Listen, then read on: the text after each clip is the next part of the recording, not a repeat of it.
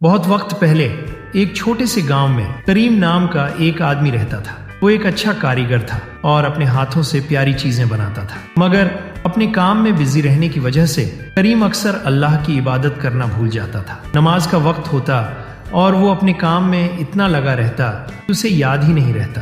دن گزرتے گئے اور کریم کی لاپرواہی بڑھتی گئی۔ مسجد سے اذان کی آواز آتی، لیکن اس کا دل دنیا کے کاموں میں ڈوبا رہتا۔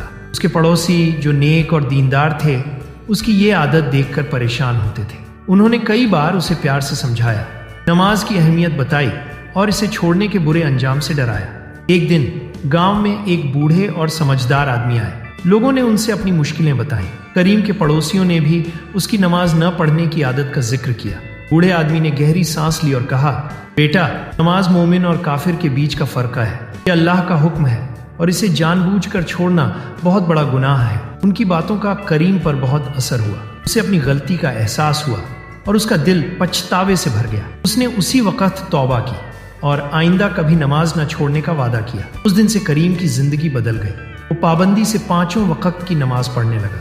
اسے اپنے کام میں بھی برکت محسوس ہونے لگی اور اس کے دل کو سکون ملا۔ اس نے محسوس کیا کہ نماز صرف ایک عبادت ہی نہیں بلکہ روح کی خوراک بھی ہے۔ کریم نے اپنے تجربے سے سیکھا کہ دنیاوی کاموں میں مشغول ہو کر اللہ کو بھول جانا نقصان کا سودا ہے۔